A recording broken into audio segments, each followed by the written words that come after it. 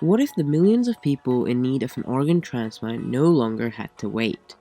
Today, there are thousands of scientists and biologists working to make this dream a reality.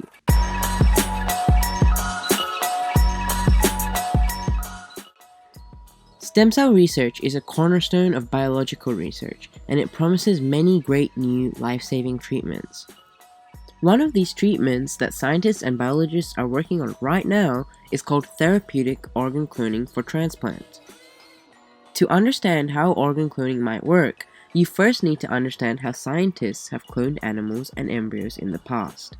Scientists use a technique called somatic cell nuclear transfer to create a viable embryo from an egg cell and any body cell, such as a skin cell, liver cell, or fat cell. This is achieved by removing the nucleus from an egg cell and replacing it with the nucleus of a body cell of the patient. The new adult nucleus is then reprogrammed by the egg cell to turn into an embryonic state.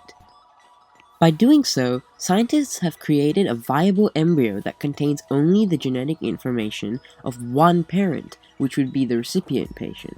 The egg will begin to divide and turn into a blastocyst, at which point the embryo will have around 150 cells.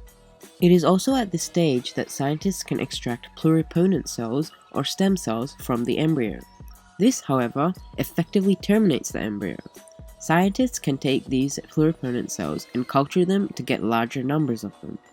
These stem cells have identical DNA to the recipient patient. These cells are blank slates and can be used to create over 200 different types of body cells, such as heart cells and lung cells, in a process called differentiation. Scientists are still learning which stimulants turn these stem cells into certain types of cells.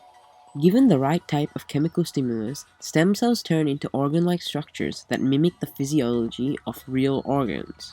Scientists can also use 3D printing technologies to build complex solid organ structures to turn into a cloned organ that is ready and safe to transplant.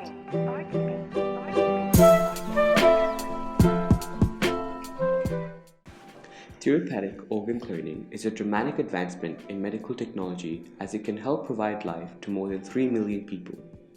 Approximately 3 million people are currently on an organ waiting list, waiting to receive a new organ which could help them renew their life. However, there are only 100,000 organ donations made in a year, out of which 69,000 are kidneys. The donations for vital organs such as liver and heart are extremely low as it results in the loss of life of another individual. This problem has caused governments to consider forcing organ donations for individuals with incurable diseases. However, therapeutic cloning can provide all patients on the waiting list with organs without the expense of life.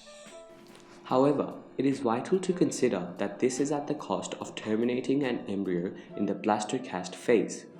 Therefore, the question arises, can an embryo be considered alive? Is it ethical for scientists to take the life of an unborn to save the life of a living individual? These are all questions that must be answered, and there is no correct answer. Even if the philosophical arguments are disregarded, the problem which arises is to find the number of eggs needed. In the US, only 800,000 have ever been recorded in storage. Due to various factors such as rising obesity rates and increased medical capability in developed nations, the number of organs required has exploded in the recent years, and thus, if organ cloning was to be a viable solution, many magnitude more egg donations would have to be made. Given this mismatch in supply and demand, more complex ethical questions arise. Should women who donate eggs be financially compensated? Would this cause more women to give uninformed and misjudged consent? Egg donation is generally quite an unpleasant experience.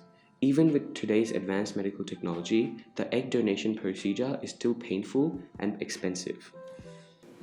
Therapeutic cloning would allow for treatment times to disappear while allowing long-term diseases to be treated immediately. Currently in Australia, the Australian Organ and Tissue Authority is responsible for matching organs to recipients, which can be a very lengthy and stressful process. This is mainly because of the variety of factors such as blood type and body size that need to be met in order for the patient to not reject the organ. Even so, organ recipients generally have very small lifespans after transplant. Organ cloning would solve all of these issues because organs are tailored to each patient's, creating a perfect match every time, which in present day is impossible.